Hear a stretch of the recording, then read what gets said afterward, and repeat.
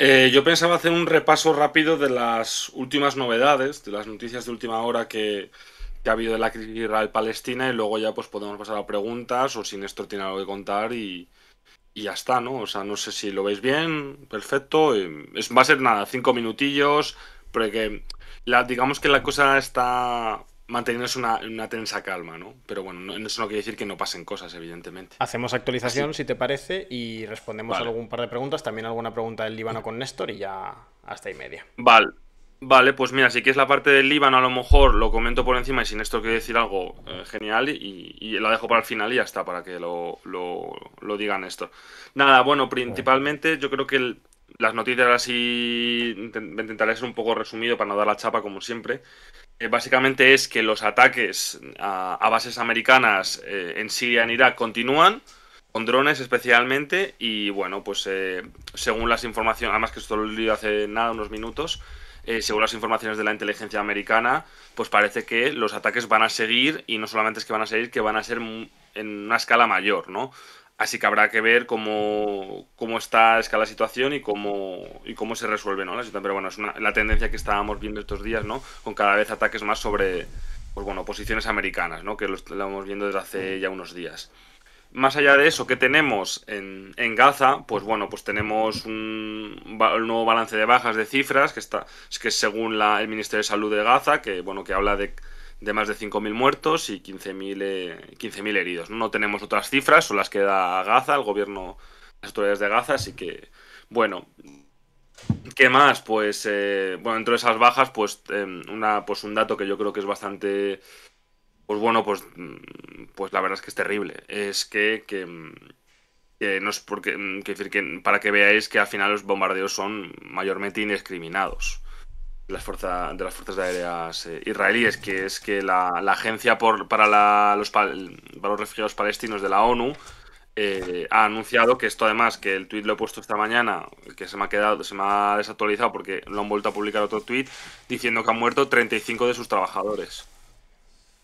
Recordemos, de una agencia de la ONU en Gaza.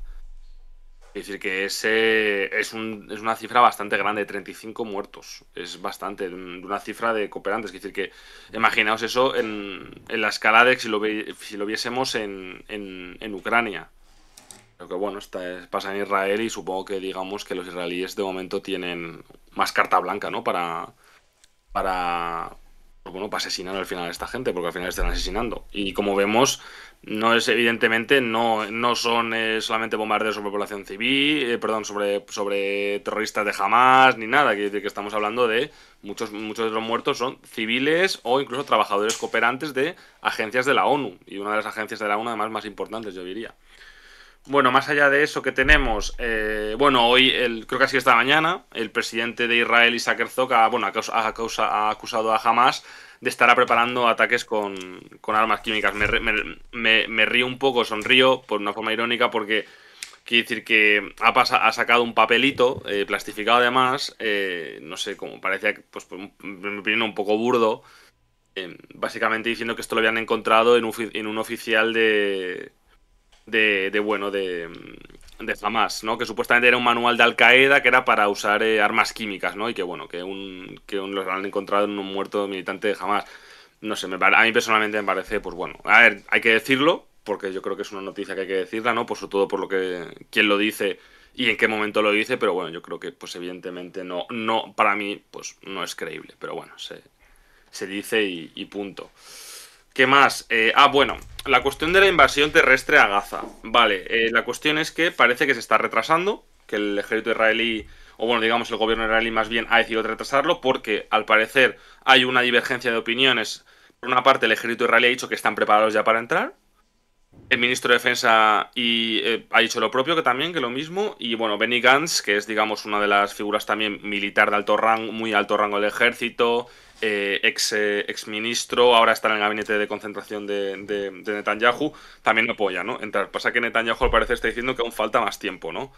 La cuestión es que, por una parte, Estados Unidos, al parecer, esto según medios israelíes, ha pedido a Israel que retrase la operación hasta que lleguen más fuerzas estadounidenses a la región, es decir, para causar, digamos, más disuasión a los otros actores que pueden plantearse intervenir. Estoy hablando como de Irán y de las facciones armadas pro-iraníes que he comentado antes, ¿no? Por eso todo Hezbollah también, etcétera, ¿no? Hoy luego al otro lado que está la cuestión de los rehenes, ¿no? Que hay, pues creo que son 250 rehenes en Gaza, muchos de ellos son extranjeros, pues Estados Unidos pues quiere liberarlos, pero bueno, digamos que está en esa situación que parece que, bueno, hay divergencias entre el sector más militar y el político en Israel y luego que Estados Unidos presionando, ¿no? Para que se retrase. Veremos qué ocurre. Y digamos que estas son las noticias de Gaza, aparte de que, bueno, también ha llegado una noticia de que Estados Unidos ha enviado supervisores militares a Israel, entre ellos un teniente general muy condecorado, un marine, que por cierto ha participado en batallas urbanas en Irak. Eso es importante para tenerlo en cuenta, ¿no? Y los ha enviado Estados Unidos bueno, a Israel para que les ayude con el asesoramiento, entiendo, y la supervisión. Así que bueno, yo creo que eso es relevante. Y bueno, yo creo que más o menos estas son las noticias, ¿no? Que han ocurrido en el día de hoy. Y iba a comentar lo del Líbano-Israel, pero yo creo que eso os lo dejo a Néstor, que a lo mejor incluso tiene más información que yo. Así que nada, todo tuyo, Néstor. Nada, genial el resumen, Pablo. Pues bien, lo que decías tú, un poco de tensión, de calma, de espera, es lo que hay aquí en el Líbano, un poco lo que comentábamos antes. En los últimos días sí que los reportes dicen que está habiendo pues un aumento en la intensidad de los ataques, de los bombardeos y del fuego de artillería que hay en la zona sur del país. Justo antes de entrar en el director leía que hoy habían muerto ocho milicianos de Hezbollah, lo cual sería la cifra más alta si se confirmase. Por tanto, hoy se confirmaría un poco esa tendencia de que en la frontera sur sí que hay una escalada progresiva, aunque en Gaza la situación parece como que se ha estabilizado, que ya después del golpe inicial de Hamas, la estructuración del ejército en Israel y demás, pues bueno, ahora ya parece que los bombardeos llevan desde hace días dejando cifras parecidas de muertos, que ni mucho menos son bajas, pero en el Líbano no. En el Líbano no estábamos teniendo días donde no había ningún muerto en el frente. Estos días, ayer fueron 7, hoy son 8, entonces la situación es intensa. Fundamentalmente lo que estamos viendo es fuego de artillería, de mortero, de misiles antitanque guiados por parte de Hezbollah y de las milicias palestinas que están operando sobre el terreno, de Hamas y de la Yihad Islámica. Ayer murió un miembro del brazo armado de la Yihad Islámica en territorio libanés. E Israel sí que está replicando no solo con artillería, sino también con aviación. Entonces, la evacuación de civiles ya supera los 30.000 del lado israelí. Las aldeas del sur del Líbano no hay una cifra oficial de evacuados, pero están prácticamente vacías, ¿no? Entonces, bueno, pues la situación ahí es significativa.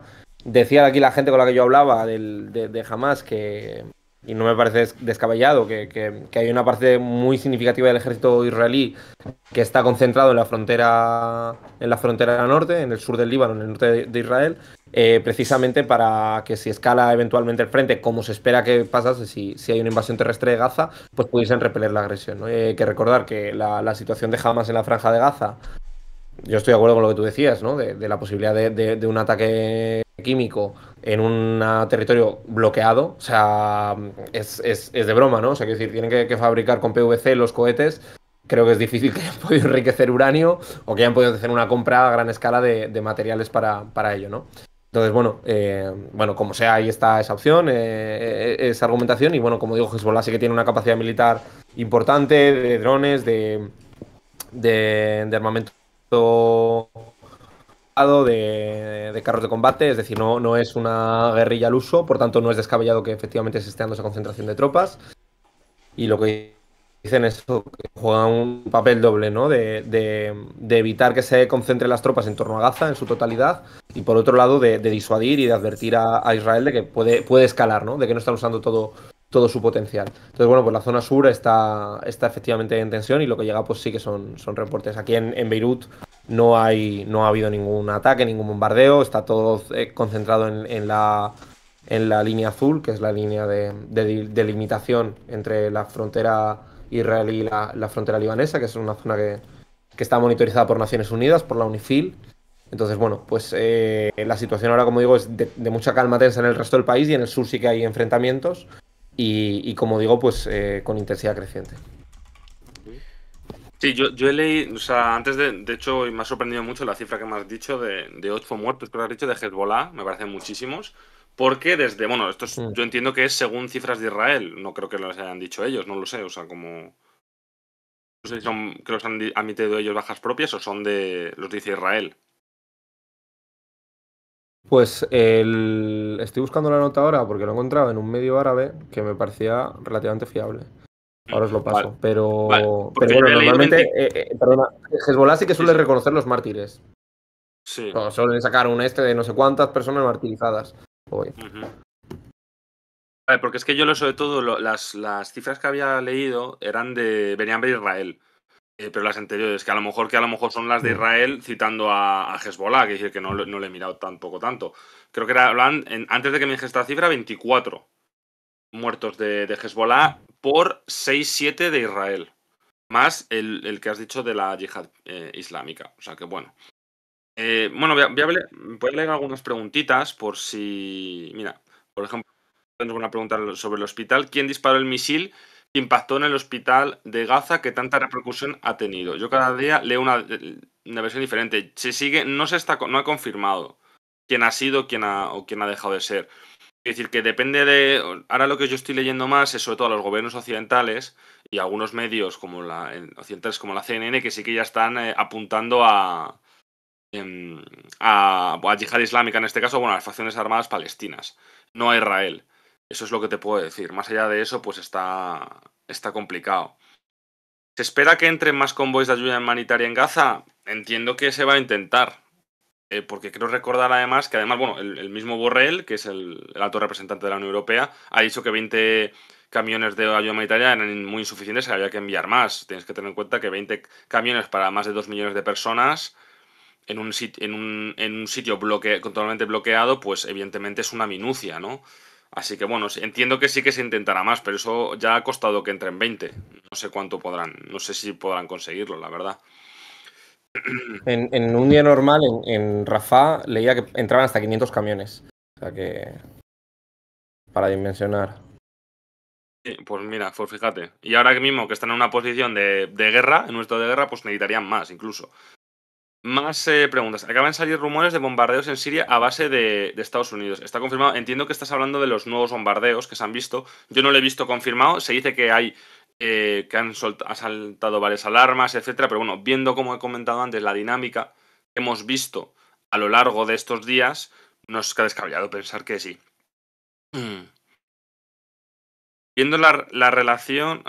Bueno, ¿habéis hablado ya de Argentina ahora o vais a hacerlo más tarde? No sé si estás ahí, Edu. No sé, vamos, yo de Argentina no he pensado hablar porque yo de eso no sé. Ha habido un directo esta mañana, ¿no? Sí.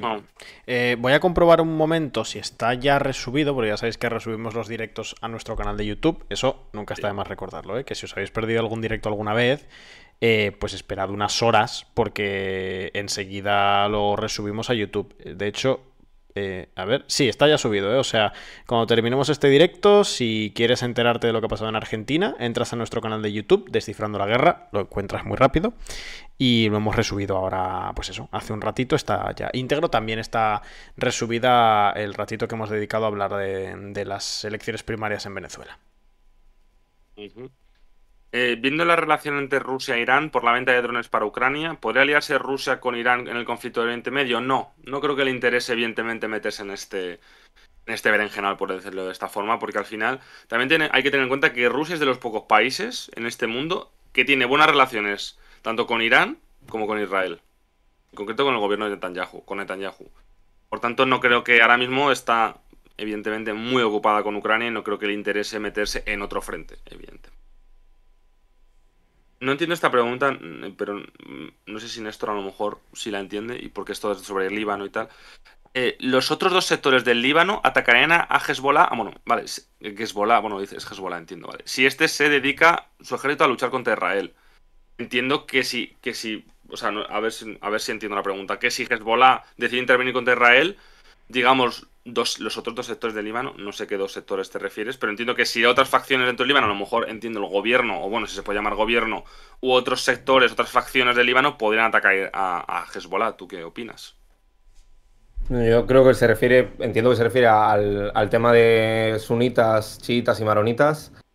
Hay que decir que, aunque esa es la decisión así como sectaria oficial que hay en el país y que, como digo, sí que la representación parlamentaria está dividida por religión y la representación institucional, bueno, los otros dos grupos, entendiendo que Hezbollah es chií, que serían los cristianos maronitas y los musulmanes sunitas, tampoco son homogéneos. Ni siquiera el chiismo es homogéneo. Amal es otro partido chií que no tiene la misma línea que Hezbollah ni está dirigiendo los ataques en el sur. Entonces, bueno, yo creo que evidentemente sí que hay una tensión interna dentro del Líbano porque Hezbollah tiene un poder enorme, tiene un paraestado, o sea, es parte del gobierno libanés, aunque está interino, pero tiene un estado paralelo con su propia institucionalidad. ¿Qué pasa? Que realmente hay un fantasma ahí enorme, que es el fantasma de la guerra civil libanesa, que fue brutal, que devastó el país, que hace que todavía no se haya recuperado ni económicamente, ni demográficamente, ni desde ningún punto de vista. Entonces, aunque realmente la gente discrepa, los cristianos maronitas mayoritariamente y parte de los grupos sunitas discrepan de la estrategia de Hezbollah porque tienen miedo que la guerra que pueda haber en el sur del país se extendiese al norte, o vamos, es que aunque no se extienda, las consecuencias van a ser enormes, ¿no? O sea, cierre de espacio aéreo, restricción de comercio probablemente, algún bombardeo que se escape, que el poco turismo que queda se vaya. Bueno, pues entonces mucha gente discrepa de la estrategia, pero yo creo que el miedo que hay tan grande, es tan frágil el Estado libanés que no lo aguantaría. Realmente una guerra civil a día de hoy yo creo que es el escenario que no quiere nadie, porque el país está devastado. Hay que tener en cuenta que hace 2 años tuvieron la explosión del puerto, hace 3 años, en 2020, y todavía no se han recuperado. Entonces es un Estado que es tan sumamente frágil que yo creo que ni siquiera estando en desacuerdo con la estrategia que está teniendo ahora mismo Hezbollah, se atreverían a hacerlo. Y como digo, además cosecha muchas simpatías entre el sunismo, el apoyo a la causa palestina, o sea, casi total, aunque discrepen a lo mejor con la idea de que el Líbano entre en el frente de guerra, y los cristianos maronitas no reconocen a Israel, o sea, no, el Líbano no reconoce, entonces, quiero decir, usar como casus belli, usar como eventual motivo de guerra la defensa de Palestina, aunque no sea simplemente eso, estaría mal visto, yo no lo veo factible. Y a esta pregunta también yo creo que puedes contestarla tú, y yo creo que como tú además tú has estado con refugiados, sirios sobre todo en Grecia, igual puedes intentar explicar muy bien por esta pregunta porque, a ver, yo creo que es interesante. ¿Por qué no quieren a los palestinos en Egipto o en Jordania? Bueno, vamos a ver, a mí yo no lo había pensado o no lo había visto con tanta claridad hasta que a mí ayer me decía una persona del Frente Popular que realmente, bueno, aparte del impacto que tendría demográfico en Egipto, que es enorme, o sea, es decir, hay 2,5 millones de 2.300.000 personas en Gaza.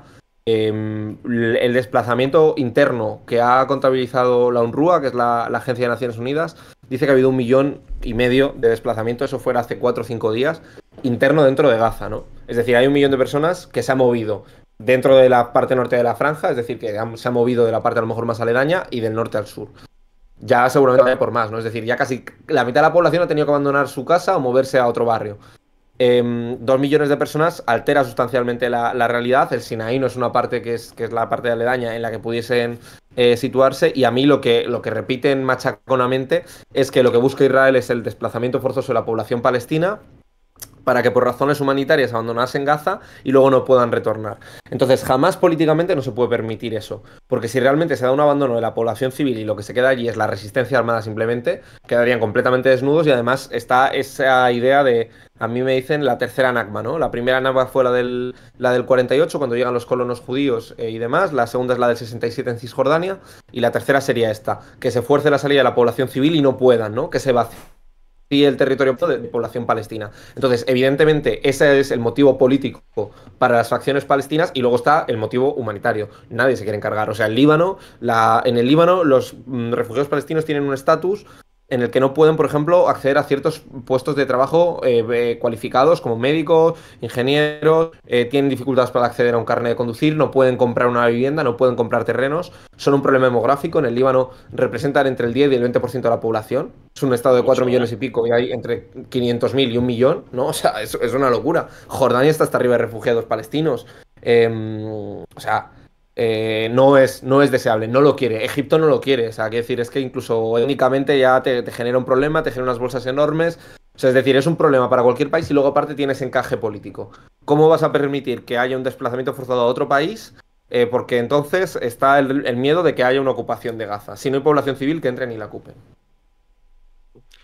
Sí, bueno, lo que ha dicho Néstor, y luego es que voy a responder esto rápidamente porque me dice Edu que si podemos ir cerrando, porque bueno, al final hoy creo que llevamos de directo entre por la mañana y hoy, bueno, no sé cuánto habéis estado por la mañana, pero entiendo que más de una hora. Sí, 2 horitas Más hoy, hemos estado, más o 2 horitas, más hoy 1 hora y media, pues al final pues nuestro querido Edu pues querrá descansar y hoy es tarde, también Néstor querrá descansar, supongo. Sobre todo Néstor. Néstor hoy lleva más trote que yo, ¿eh?